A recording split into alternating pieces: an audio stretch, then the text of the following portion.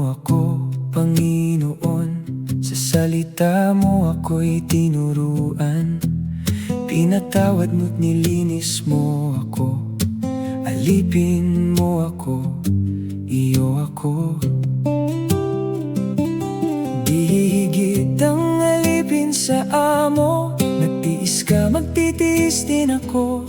Narito ako, Panginoon ko. Gamitin mo ako para sa iyo. Ako'y alagad mo, di lang nakikinig, kundi sumusunod. Ebanghelyo ng kaharian mo, ang siyang katotohanan. Ihahayag ko sa lahat, kahit sa gitna ng hirap. Ikaw ang buhay at pag-asa ng tao sa mundong ligaw at uhaw. Sinugo mo kami na humayo, gumawa ng alagad sa bawat tao. Magaang dalhin ang iyong pamatok, kasama ka namin sa bawat pagsubok. Kaya't mananampalataya ako, magtitiwala lamang sa iyo. Ako'y alagad mo, di lang nakikinig, kundi sumusunod. Ebanghelyo ng kaharian mo, ang siyang katotohanan.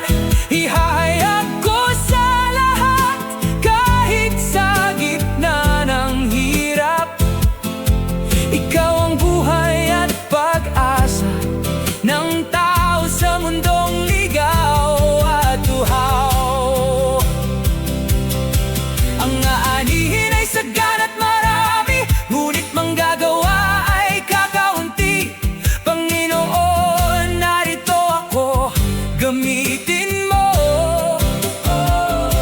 Hubugin mo at palakasin mo.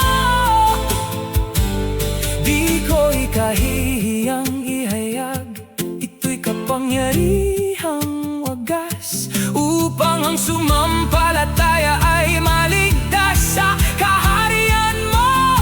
Sama-samang magalak, ako'y alagad mo, di lang nakikinig, kundi sumusunod. Ebanghelyo ng kaharian mo, ang siyang katotohanan. Ihahayag ko sa lahat, kahit sa gitna ng hirap. Ikaw ang buhay at pag-asa ng tao sa mundong ligaw at uhaw.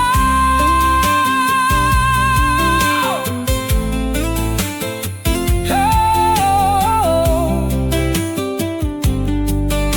Jesus, ika'y Panginoon at Ama ko. Puspusin mo ako ng pag-ibig mo, sa karunungan mo. Turuan mo ako sa Espiritu mo, buhusan mo ako, upang makagawa ng alagad, alang-alang at para sa iyo.